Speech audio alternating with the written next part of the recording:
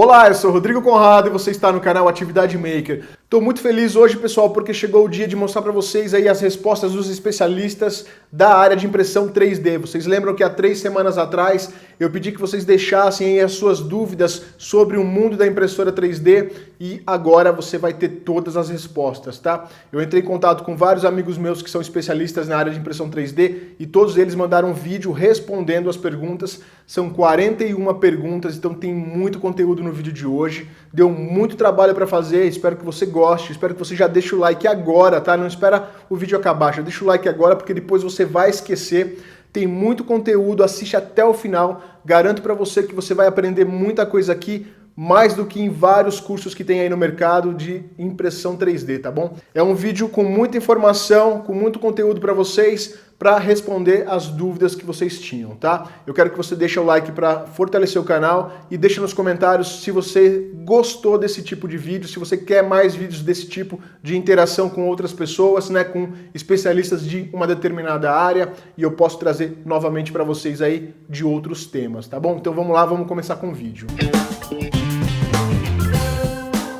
Bom, pessoal, primeiro eu quero apresentar quem são os especialistas que vão fazer parte desse vídeo, tá? Eu quero dizer que eu acho que esse é o maior vídeo de colaboração na área de 3D do Brasil, tá? Nunca foi reunido em um único vídeo tantos especialistas para responder as dúvidas de vocês, tá?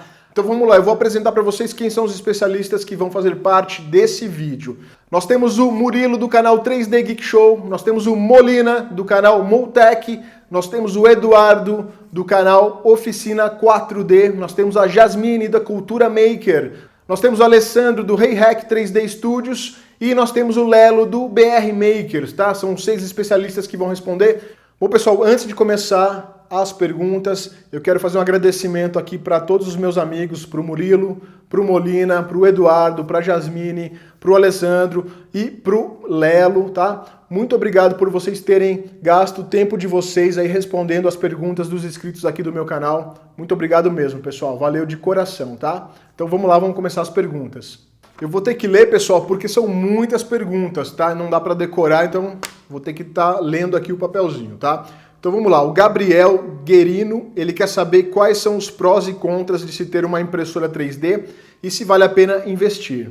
Oi pessoal, tudo bem? Eu sou a Jasmine do canal Cultura Maker e estou aqui hoje porque o Rodrigo me convidou para responder algumas das perguntas de vocês. Então, Gabriel, ter uma impressora 3D em casa é uma coisa muito bacana porque você pode desenvolver projetos pessoais, sejam eles de decoração, hobby, engenharia, enfim, toda sorte de projetos que você queira desenvolver. Porém, isso te exige um pouco de dedicação, de estudo, né? Você vai ter que ter um tempo disponível para dedicar, porque a impressão 3D não é algo tão simples quanto imprimir em papel. Ela exige bastante conhecimento técnico e bastante teste, bastante envolvimento, né, de quem está interessado em fazer, né, a produção de peças. A questão de valer a pena ou não investir é muito subjetiva. Depende da tua necessidade, depende dos teus objetivos como a impressora 3D. Então cabe a cada um avaliar se está disposto ou não a investir tempo nessa nova atividade. Pergunta número 2 é do Hélio Amaral. Ele quer saber se ele pode misturar em uma mesma peça o ABS e o PLA. Olha, Hélio, poder você pode, nós podemos fazer qualquer tipo de experiência em nossa impressora 3D, porém, a gente tem que pensar o seguinte, que o ABS e o PLA, eles têm temperaturas diferentes de fusão. Só este ponto já seria uma dificuldade técnica que nós teríamos que superar. Agora, imaginando que você comece com a impressão em PLA e depois você aqueça o bico, né, para imprimir o ABS em cima. O que vai acontecer? São polímeros diferentes, tá? Então eu não sei te dizer se vai haver um encadeamento, né, dessas cadeias de diferentes polímeros, né, para que haja uma boa adesão, né? Pode ser que haja uma certa adesão, porque os dois materiais vão estar fundidos e pode ali haver uma mistura dos materiais, mas eu não recomendo. A menos que você tenha uma necessidade muito específica de misturar os dois materiais, pelo menos do meu ponto de vista, você vai ter mais dificuldade com isso do que ganho. Pergunta número 3 é do Evandro Ribas. Supondo que um modelo da minha impressora não seja conhecido no mercado, como eu faço para calcular o retract? Fala, Rodrigo! Antes de mais nada, quero te agradecer demais pelo convite e eu também quero dizer que, para mim, é o maior prazer estar aqui. O fato da sua impressora não ser tão conhecida no mercado não tem nada a ver com a configuração da retração. O que você precisa é, primeiramente, garantir que o seu filamento esteja livre da umidade, já que isso influencia bastante na calibração da retração. Segundo, você precisa ajustar muito bem a temperatura de impressão, porque se ela estiver muito alta, você simplesmente não vai conseguir calibrar corretamente aí a sua retração. E por último, calibrar a retração de fato. Você pode começar com um valor padrão e ir aumentando aos poucos esse valor até que os fiapos parem de aparecer. É importante, nesse caso, utilizar um objeto específico para essa calibragem. Isso vai facilitar bastante o trabalho. Pergunta número 4, do Rodrigo Tavares. Existe uma configuração para tornar o suporte mais fácil de sair? Como seria essa configuração e se gera algum efeito colateral? Existe sim, mas não dá para passar um número mágico que sempre vai funcionar, porque isso muda bastante de impressora para impressora, filamento para filamento e também de fatiador para fatiador. O que eu recomendo é que você entenda quais os parâmetros influenciam nas configurações do suporte para que você possa achar a combinação que mais se adequa aí no seu caso. Pergunta número 5 é o Walter Diniz. Ele quer saber como nivelar uma impressora com 2 hot ends. E aí galera, beleza? Lelo aqui do canal BR Makers, tranquilaço pessoal? Estou aqui sob um convite muito especial do Rodrigo para responder umas perguntas para vocês. E apesar da resposta inicialmente ser muito simples, ou seja, nivele ela igual você nivelaria uma impressora com um hot end só, tem uma parte um pouquinho complicada por trás disso tudo. Porque na hora de montar a impressora, você precisa se certificar que os 2 hot ends, ou seja, os 2 bicos mesmo lá embaixo, estejam exatamente no mesmo nível um do outro. Coisa que não é tão simples de fazer. Vocês sabem, para quem já desmontou um hot end, na hora de colocar o bico e atarrachar ele para dentro, vai depender da altura que você colocou a parte de cima também. Então é uma coisa bem complicada, você tem que passar bastante tempo fazendo isso. E complica mais ainda se o hot end, os 2 hot ends que você tiver na impressora, forem separados um do outro. Ou seja, aquelas impressoras que tem um eixo X ou um controle de X para cada hot end. Os hot ends se movimentam na impressora separados um do outro. E daí complica mais ainda. Você tem que se certificar, nesse caso, que o teu gantry, ou seja, o suporte, aquela estrutura que suporta os hot ends, que vai para cima e para baixo no eixo Z, levando os hot ends para cima e para baixo, esteja extremamente paralela à tua mesa de impressão, ou toda a parte de baixo, porque senão quando um hot end estiver de um lado e outro do outro, é difícil acontecer isso, mas se acontecer, não aconteça, olha que bonito, de um bico encostar na mesa, principalmente no começo da impressão. Então é simples, nivele ela igual uma impressora normal, mas na hora da montagem você tem que tomar muito cuidado. Pergunta número 6, Júlio César. Moro num bairro que acaba bastante a energia. Como eu consigo continuar a impressão se isso acontecer? Bom, Júlio, se você tem esse problema no seu bairro, a minha sugestão é que você compre um no-break para ligar a impressora ao no-break, né? Existem muitos equipamentos desse tipo no mercado e basta apenas você fazer uma análise da potência da tua máquina e adquirir um no-break que te dê uma autonomia, né, que seja o suficiente para você continuar com o trabalho durante a interrupção da energia. Pergunta número 7, Tevanilson Fernandes. Tem como fazer uma extrusora para reaproveitar o filamento perdido? Tem como fazer uma extrusora. Inclusive eu estou fazendo uma série de como construir sua própria extrusora no meu canal. Mas para reaproveitar peças, aí é um pouco mais complicado. Você tem que ter um triturador e as peças devem estar limpas, ou seja, sem sujeira e sem resíduos de cola quando você coloca lá na mesa. Mas dá para fazer isso também, então você tem que ter um triturador. Passando por um processo daí de mistura entre o material virgem e um pouco, de uns 10%, 30%, você tem que misturar esse material, porque ele puro para fazer extrusão não dá certo. Tem que ter uma manha aí também de aquecimento do material. em 100 graus durante uns 10 minutos. Isso serve para o material virgem e também para o material triturado. Pergunta 8, Vandeco Bass. A eletrônica utilizada na máquina pode influenciar no resultado final da impressão quando utilizo ramps com Arduino ou placa proprietária? Bom, as placas de 32 bits elas vão ter mais facilidade para fazer os cálculos de percurso, né? Então, em peças que você tenha mais detalhes, mais curvas, detalhes menores, você vai ter uma precisão maior na velocidade do percurso. O que acontece? As placas de 8 bits elas tendem a arredondar os cálculos e fazer percursos mais simplificados. Na prática, o que a gente percebe é o seguinte: apenas se você for muito expert, você vai conseguir ver a diferença da impressão de uma placa de 32 bits para a impressão de uma placa de 8 bits. Mesmo assim, a placa de 32 bits traz vantagens. Aí vai depender de quanto você está disposto a investir em um upgrade, etc, etc, etc. De forma geral, os fatiadores como o Cura, o Simplify 3D, o Slicer e outros, eles já têm toda uma heurística para criar, né, o fatiamento adequado à capacidade da placa para que a impressora não tenha dificuldade na impressão. Pergunta 9, Paulo Sérgio.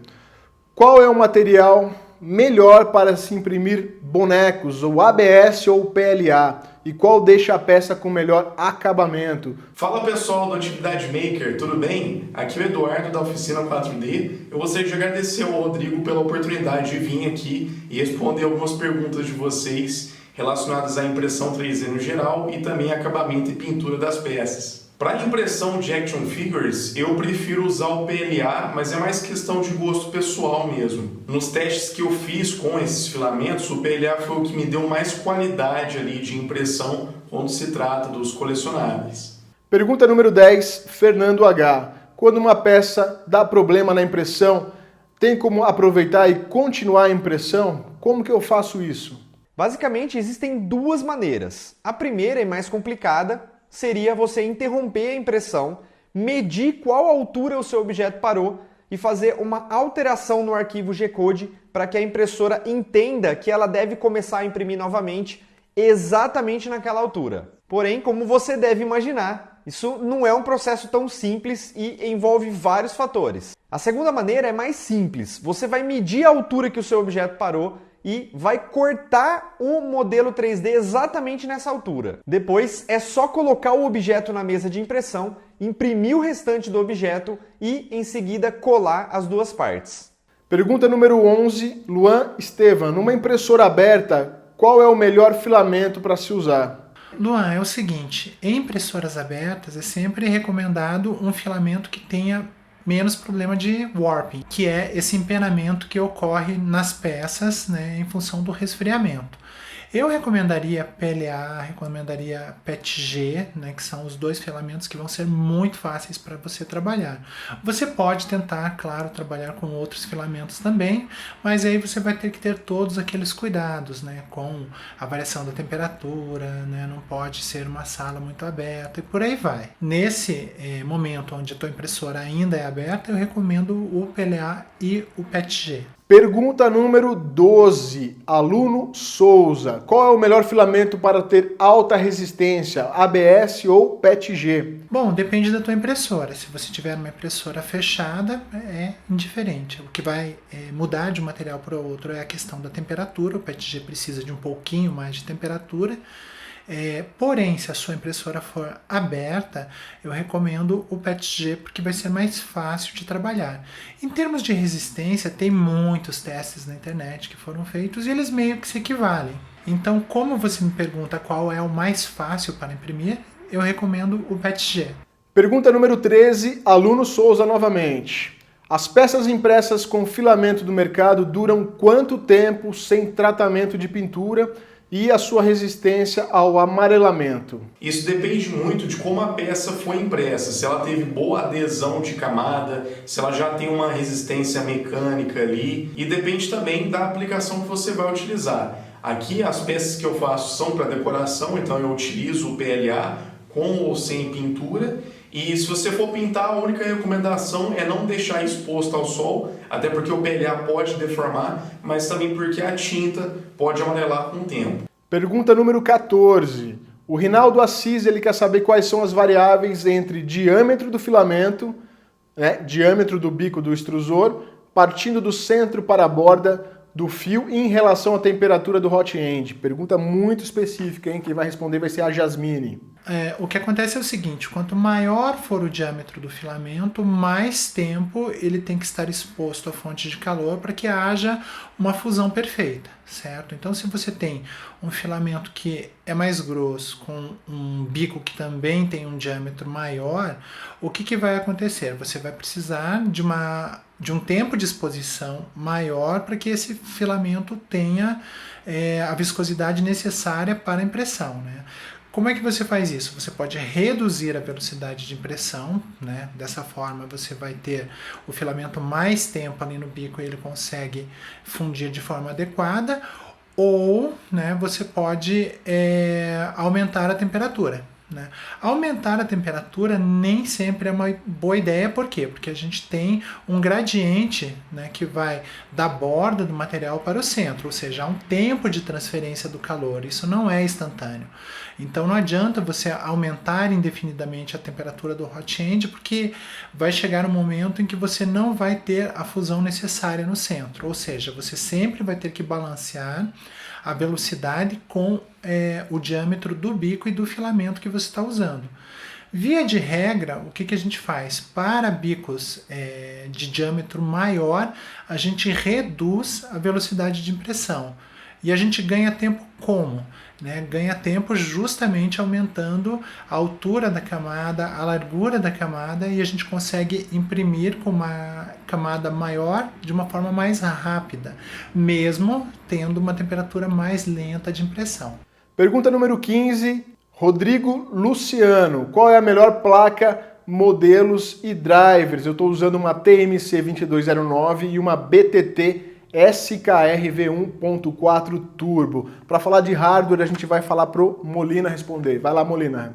Olá, pessoal do canal Atividade Maker. Eu sou o Marcelo Molina do canal Maltech e a convite do nosso amigo Rodrigo, eu vou responder algumas perguntas que vocês fizeram. Bom, Rodrigo, eu quero dizer para você que a placa que você adquiriu é uma excelente placa, tá bom? Ela vem com um microcontrolador de 32 bits e velocidade de processamento de 120 MHz. Bem acima, por exemplo, daqueles upgrades que tem para a Ender 3, a SKR Mini E3, que vem com microcontrolador STM ou LPC de 100 MHz, tá? E essa placa ela ainda tem um plus, que é a possibilidade de você colocar um segundo motor no eixo Z. Isso é bem legal, ou, se preferir, uma segunda extrusora. A comunicação do microcontrolador com o driver silencioso, o TMC 2209, é sensacional. Você consegue ajustar a potência de saída desse drive sem ter que mexer no trim-pot. Dá para fazer tudo isso através do display LCD da impressora. Não sei exatamente qual o projeto que você tem, não sei qual é a impressora, enfim, o projeto que você vai utilizar essa placa, mas sem sombra de dúvida é uma excelente aquisição.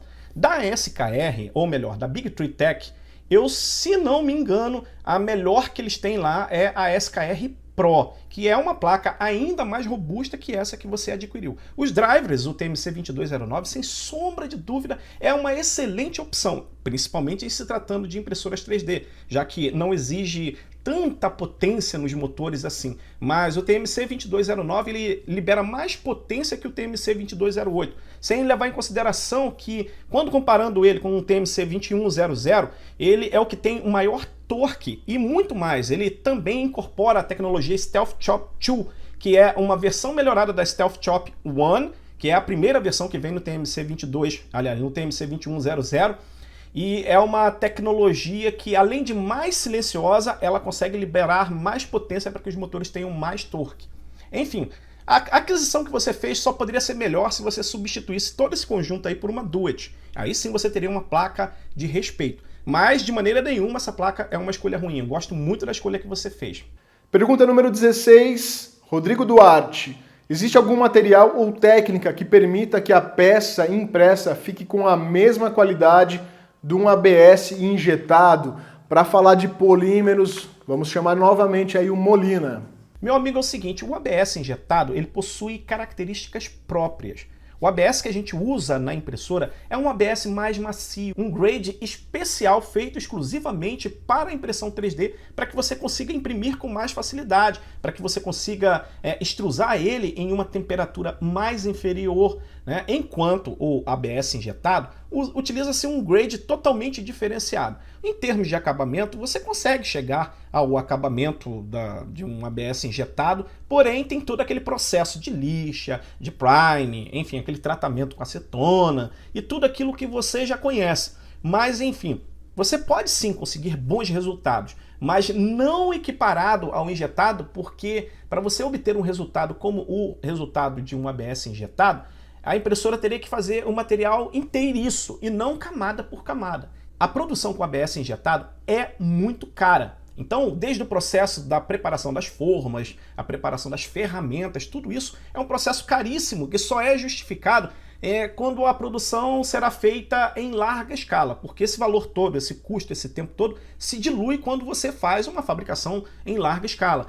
Já com a impressão 3D, o processo já sai muito mais barato. Você não precisa ter uma produção em larga escala para justificar um protótipo, por exemplo.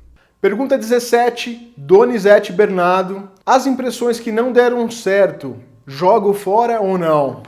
Eu acho que o Murilo já fez um vídeo sobre isso, né? Então vamos chamar ele para responder, então. Responde aí, Murilo. Isso vai depender muito do tipo de filamento que você está utilizando. Se você está utilizando o filamento ABS, você pode fazer várias coisas para reaproveitar as impressões que falharam.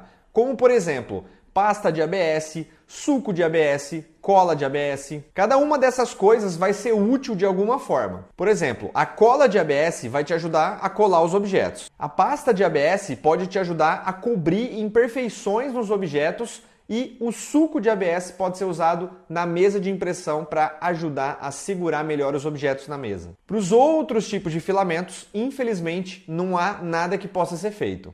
Pergunta 18, ainda é o Donizete Bernardo. Por que determinado filamento ABS usa temperaturas diferentes? Então vamos lá, Molina, respondendo para você. Por que existem temperaturas diferentes? Ou melhor, os filamentos ABS são impressos em temperaturas diferentes. Existem vários fatores, mas o predominante é o grade do ABS. Esse ABS que você imprime, ele é vendido em vários grades. Não sei se vocês já observaram, mas, por exemplo, existe o ABS Premium. O que é o ABS Premium? Normalmente é o ABS feito com o grade MG94, que é um grade que você consegue imprimir ele em baixas temperaturas e ele tem um fluxo melhor que facilita a extrusão, por exemplo. Mas existem muitos outros, existem dezenas de grades que exigem temperaturas maiores ou menores para serem extrusados. Somado a isso, tem a questão do corante, a questão da qualidade do material utilizado, se o material é virgem, se o material não é virgem, enfim. É por isso que o ABS precisa ser impresso em diversas temperaturas diferenciadas. Pergunta 19, do Donizete Bernardo. Posso vender as impressões que baixo dos sites em STL?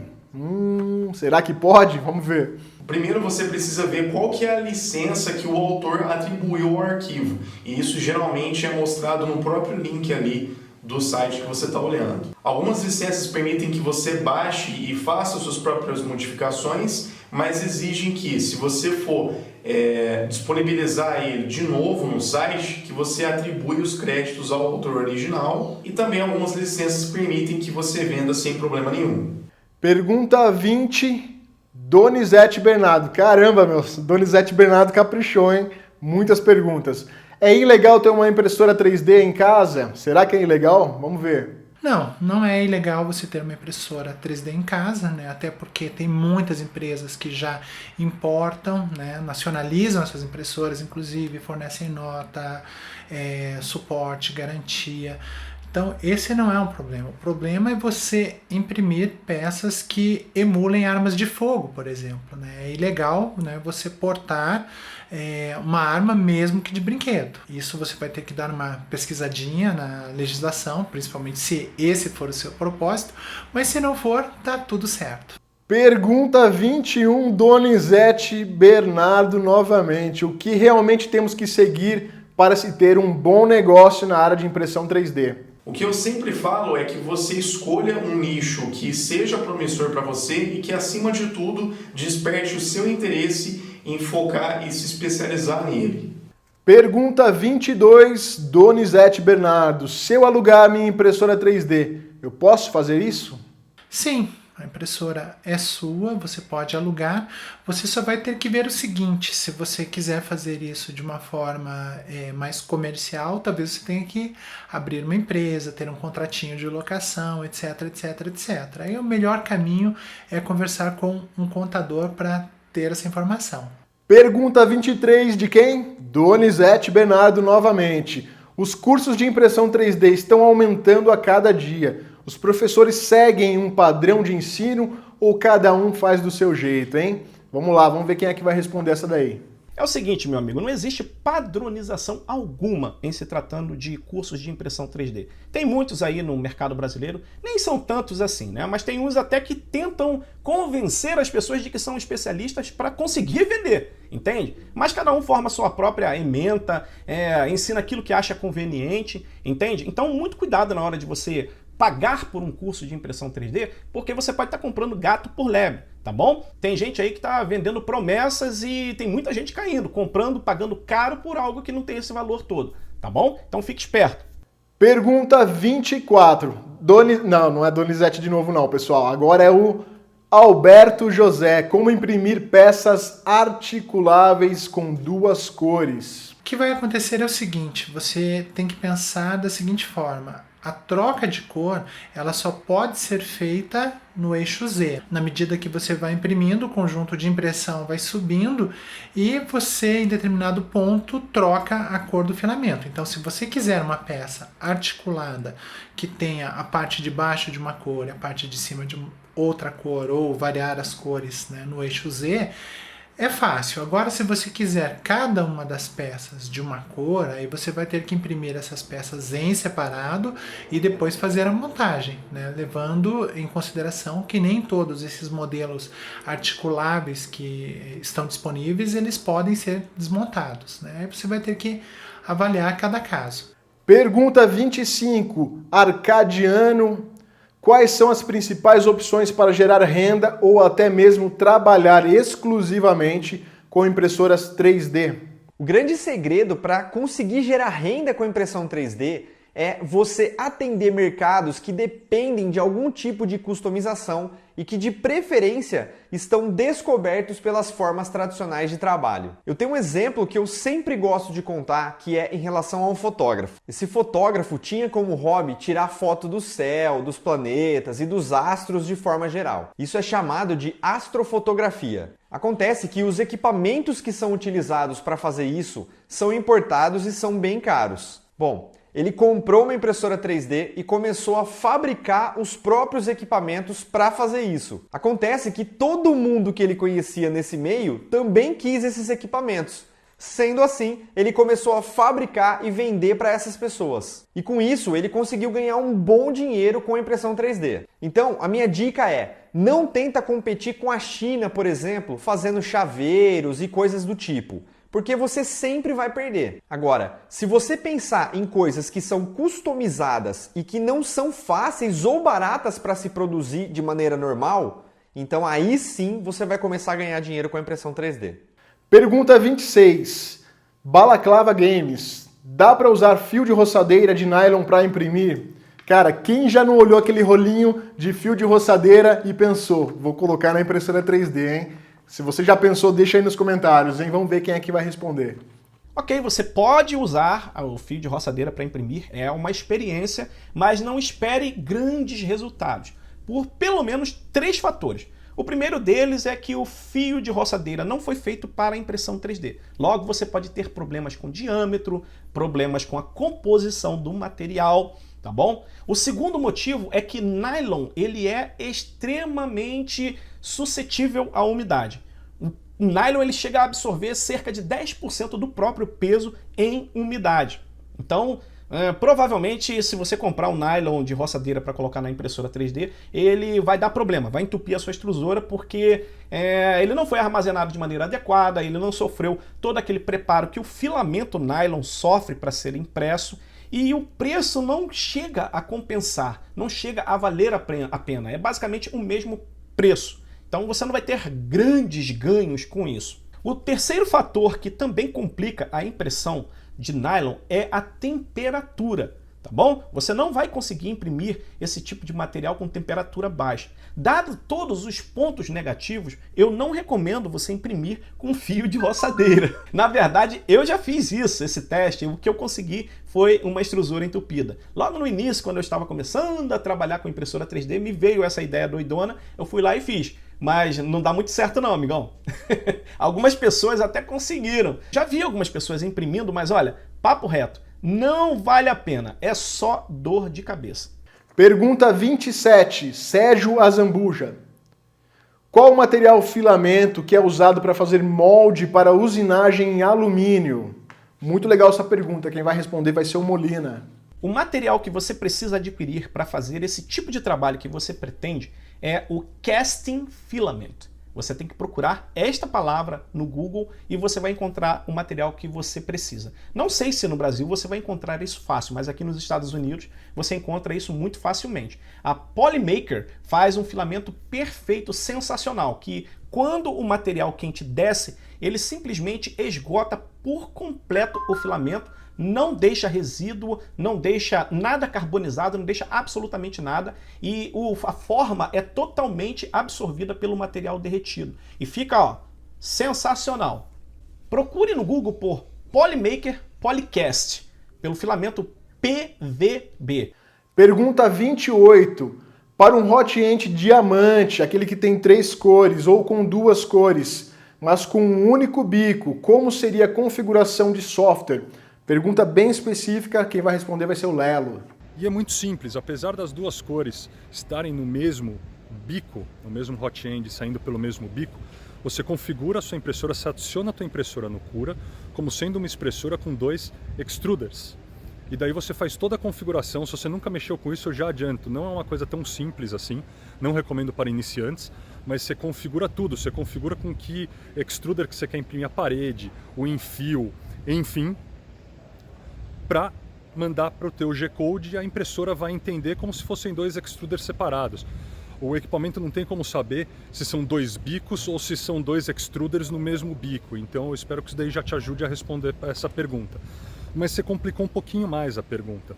Você falou de misturar as duas cores ao mesmo tempo. E até onde eu sei, a última vez que eu mexi com isso, porque eu já vendi minha impressora que tinha 2 extruders, que era a Gitec A10M, até a última vez que eu mexi no Cura, não dava para fazer isso. Você tinha que ter um programinha, eu usava o programinha da própria Gitec, um programinha bem mequetrefe, dá alerta de vírus no computador, é um programinha muito simples, não tem nenhum mega, que daí você escolhe a partir de que camada você quer que misture, a porcentagem que você quer que misture. Então daí o que você vai fazer? Você vai exportar teu G-Code, tem que ser de uma impressora, tem que ser um G-Code feito por uma impressora com 2 extruders. Se você fizer um G-Code normal de uma impressora que tem um extruder só, vai dar ruim, tá? Então você tem que fazer o G-Code já da tua impressora programada no Cura com 2 extruders, vai pegar esse G-Code, vai inserir nesse programinha e daí sim você escolhe a camada, qual que é a porcentagem, vários riscos que você quiser. Pergunta 29, Ricardo Brito. Filamento de nylon, o que muda para utilizá-lo? Polímero de novo, vamos lá com o Molina que vai responder. Bom, para você imprimir nylon, você precisa de uma extrusora all metal, por conta da temperatura exigida do nylon, que vai de cerca de 245 a 270, 280 graus. Então, essa extrusora comum que vem nessas impressoras chinesinhas, por exemplo, ou aquelas que tem um tubinho PTFE por dentro, elas não resistem a essa temperatura. Então, é necessário que você faça o upgrade. É só trocar, é bem simples o processo e dependendo da impressora que você tem, já existe até o mesmo padrão da extrusora que já vem com a impressora para você tirar uma e colocar a outra. Pergunta 30, José Carlos Amaral. Ele quer saber sobre PID. Quem vai ser o maluco que vai falar de PID? Deve ser o Lelo, né? Então, se liga aí. PID é um assunto complicado, tá? Merece um vídeo só para falar disso e é vídeo estilo que o Lelo gosta de fazer. É vídeo de 25, 30, 40 minutos. Só que eu não quero deixar a pergunta sem resposta. Então eu vou dar uma ideia para vocês o que é PID. PID, digamos assim, é a correção da correção. PID existe para todo lado, qualquer lado que você olhar no mundo, você está andando na rua, você vai ver alguma coisa que usa PID. A tua impressora é o maior exemplo, né? A parte de temperatura, de mesa e de bico. Um drone usa PID, um piloto automático de um avião usa PID, piloto automático de um carro usa PID, injeção eletrônica de um carro ou de uma moto, um foguete da NASA, tudo usa PID. Ou seja, o que é o PID? Foi o que eu falei mesmo, ele é a correção de uma correção. Digamos assim, você tem o teu termostato lá, se você tivesse, né, um termostato para regular a temperatura da tua impressora lá. Daí você coloca lá para cima, tá com 20 graus, você quer colocar o bico a 200. Vamos colocar para esquentar. Daí você vê, chega a 170, 180, você não consegue nem contar os números subindo. O que você vai fazer? Você vai começar a diminuir essa velocidade. Quando chegar mais perto dos 200, você dá aquela ajeitadinha. A gente tem nosso cérebro para fazer isso, a gente tentar fazer, e já seria difícil. As impressoras 3D são basicamente um computador tentando fazer esses cálculos. Ele precisa de alguma base como fazer esses cálculos. E é para isso que serve o PID, ou seja, ele vai calcular exatamente como chegar naquela temperatura. Se a temperatura passou um pouquinho reto, como que ele vai corrigir para voltar para a temperatura de 200 graus e não overshootar para baixo dos 200. Então, o que eu costumo falar é o seguinte, é uma analogia bem meia boca, tá? Mas o P é o passado, o I é o presente e o D é o futuro. É mais ou menos assim que ele funciona.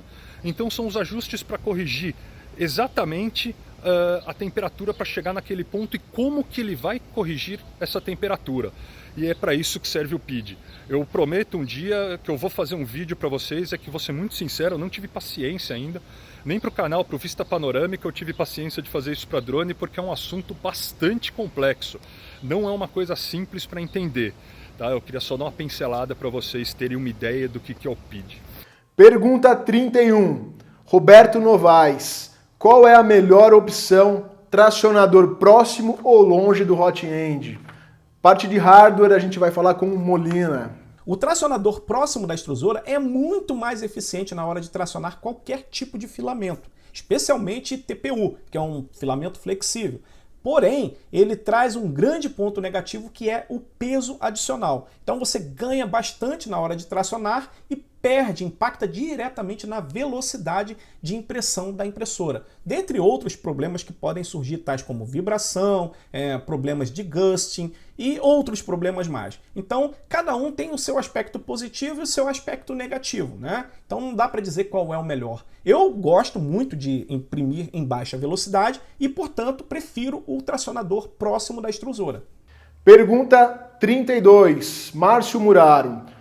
Gostaria de saber se ainda podemos esperar mais evolução na área de impressão 3D. Vamos lá, vamos ver quem é que vai responder. Com certeza! Eu costumo dizer que a impressora 3D é o novo smartphone. Daqui a alguns anos ela vai se tornar tão fundamental nas nossas vidas que a gente vai ficar totalmente dependente delas. Em relação à evolução, assim como aconteceu com os smartphones, eu não tenho dúvidas de que a impressão 3D também vai evoluir bastante. Aliás, se a gente parar para pensar, ela já está bastante evoluída, né? Um exemplo disso foi aquela equipe médica que conseguiu imprimir em 3D um coração de verdade de um ser humano. Pergunta 33. Genésio Correia. Ele quer saber qual é o ganho de se utilizar uma placa de 32 bits na sua impressora. Bom, eu já falei sobre isso, mas basicamente é o seguinte, se você tem uma placa com maior capacidade de processamento, ela vai conseguir calcular de forma mais rápida os percursos que devem ser feitos pelo bico de impressão, né? Então, se esse percurso é feito de uma forma mais suave, sem interrupções, a gente tem um fluxo mais contínuo e a gente vai ter uma qualidade de superfície maior. O que acontece é que nas placas de 8 bits, às vezes no meio do percurso a gente tem uma curva que é muito rápida e o cálculo dessa curva ele demorou um pouquinho mais e o bico acaba, né, dando uma travadinha naquele ponto. Resultado, a gente pode ter um blobzinho, a gente pode ter um defeitinho, né, naquele momento. Por quê? Porque houve uma interrupção nesse percurso que não foi feito de uma forma tão suave. A boa notícia é que os fatiadores eles já cuidam disso. Então, tanto o Cura, quanto o Simplify 3D, quanto outros fatiadores, eles simplificam muito o caminho para que as placas de 8 bits consigam dar conta desse percurso. Pergunta 34. Jonas Vargas. Qual é a melhor forma de nivelar a mesa aquecida? O nivelamento da mesa pode ser um assunto bem chato, principalmente para quem está começando. Mas não se preocupa, porque existe uma curva de aprendizado. Ou seja, o tempo vai passar e vai chegar uma hora que você vai conseguir nivelar a mesa num piscar de olhos. Mas enquanto isso, você pode usar um relógio comparador, por exemplo, para ajustar a distância dos 4 cantos da mesa para que eles fiquem exatamente na mesma posição. Você também pode usar uma folha sulfite para saber qual a distância exata que o bico tem que ficar da mesa de impressão. Pergunta 35, Ricardo Fagundes. Ele está querendo saber sugestões e testes que sejam rápidos para que se possa calibrar as temperaturas de uma forma mais tranquila na impressora. Vamos lá. Olha, infelizmente, né, a gente vai ter que fazer o teste para cada material mesmo, né? A gente vai ter que ganhar um pouco de experiência em relação a essa questão da temperatura, até porque a própria sala onde você está imprimindo, ela vai influenciar nessa questão toda, ou seja, não tem uma receita de bolo para você rapidamente achar um ponto ótimo. A boa notícia é que a maioria dos materiais eles têm uma tolerância em relação à questão da temperatura. E você pode tentar achar um ponto médio e trabalhar nesse ponto para que caso você tenha uma variação para cima ou para baixo, mesmo assim você obtenha uma qualidade aceitável para o teu trabalho. Pergunta 36, Daniel Julião. Quando uma impressora não imprime com a mesma qualidade de quando era nova, o que eu posso fazer? Vamos ver quem é que vai responder essa. A primeira coisa que eu faço é imprimir algumas peças de teste para conseguir ver de onde que está vindo a maior parte dos problemas e aí me direcionar melhor. E uma dica importante é, olhe o seu cartão SD, veja se ele precisa de uma formatação ou até mesmo de ser trocado, porque eu já tive alguns problemas que foram corrigidos dessa maneira. Pergunta 37, Ângelo 3D. Ele quer saber, né, sobre as velocidades insanas que as Core XY elas conseguem atingir, né, e com grande qualidade de impressão, se dá para fazer alguma coisa para que as cartesianas atinjam também velocidades altas. Quem vai responder vai ser a Jasmine. A gente fica mais limitado nas impressoras cartesianas, por quê? Porque normalmente as estruturas das cartesianas são mais simples, né? E essa estrutura mais simples, ela por si só apresenta mais vibração, né, mais folgas, uma série de outros fatores que não vão permitir que a gente tenha uma velocidade tão grande quanto a gente tem lá nas cores XY. A boa notícia é que dando a manutenção necessária, mantendo a impressora sempre em dia, bem ajustada, a gente consegue também velocidades muito boas em impressoras cartesianas. Eu tenho alguns perfis, né, perfis rápidos inclusive, que se vocês quiserem depois podem dar uma olhada no meu GitHub, e lá vocês conseguem ver até onde vocês vão com a impressora de vocês. Pergunta 38, Rodolfo Felipe. Qual é a melhor impressora para começar na impressão 3D? Que mistério, hein? Todo mundo faz essa pergunta. Essa é uma questão muito controversa. Você vai ver pessoas defendendo as impressoras da Creality, da Ultimaker, da Longer. Então, você vai ter que pesquisar um pouco, entender exatamente o que você quer fazer com a impressora. Eu quero trabalhar com action figure, eu quero desenvolver peças mecânicas, eu quero fazer objetos de decoração. Primeiro você define o objetivo e depois você pesquisa a impressora que melhor te atende. Pergunta 39. Fernando Soares, qual é a melhor configuração para ABS e PLA? Bom, Fernando, vai depender da marca do filamento que você está usando, né? Cada marca tem uma característica um pouquinho diferente e não tem jeito, você vai ter que fazer testes justamente para encontrar esses pontos ótimos, tanto a torre de temperatura quanto a torre de retração, né? É sempre interessante a gente fazer esses testes para entender o nosso material e escolher, né, aquele fornecedor que melhor atende às nossas necessidades, tá bom? Pergunta 40. Daniel José. Como fatiar a impressão no planar?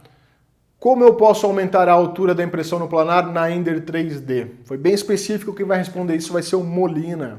Bom, Daniel, é o seguinte, essa impressão não planar, ela não é muito usual. Por quê? Porque tem a limitação do ângulo, porque para você imprimir sobe e desce com a cabeça de impressão, você tem a limitação do ângulo que vai esbarrar no próprio bico, no hot end ou no conjunto da extrusora. O ideal seria que a cabeça girasse de lado para poder fazer o acabamento lateral, muito parecido com aquele processo das CNCs utilizadas em usinagem. Mas isso você sabe, né? Não existe impressora 3D que hoje faça isso. E se existir, pode ter certeza que o custo vai ser elevado e a manutenção muito complicada. Então, para justificar um processo como não planar, é muito complicado, tá? Você pode até tentar diminuir um pouquinho o ângulo que você tem livre em torno da extrusora para você conseguir, digamos assim, uma profundidade maior na impressão ou um ângulo mais aberto com a impressão não planar. Mas isso é um processo que é mais experimental, demonstrando a possibilidade, mas não é muito prático e usual não. Pergunta 41, é o Ulisses que está fazendo, ele quer mais informações sobre impressão com pellets. Então, se liga aí. Se vocês não sabem o que é pellet, na verdade é a matéria-prima, digamos assim, de fazer o filamento. Em vez de você ter um filamento, você tem um monte de bolinha de plástico. E na teoria é bem mais barato para você comprar. O problema disso tudo é que no nosso hobby, no nosso nível de valor de impressora que a gente usa, por mais que você esteja falando aí de impressora que não a Kid ou a Cetis, impressora que chega a 10, 15 mil reais, ainda não são impressoras com um valor que dê para ter um sistema desse decente. Impressoras que usam esse tipo de coisa, tem hot ends que você compra só o hot end para montar a tua impressora, para você não, né? Para uma empresa fazer um negócio desse, hot end que custa 20, 30 mil dólares um hot end, porque são hot ends parrudos, é um sistema complicado, tem até que ter ajuste de PID, que a gente já vai falar um pouquinho de PID aqui para frente. Então é um negócio bem complicado que pode até existir coisa simples para a gente colocar na impressora hoje em dia, mas não recomendo, não é uma coisa que, pelo menos até onde eu tenha visto, vale a pena usar, porque você vai ter muito mais dor de cabeça do que qualquer outra coisa.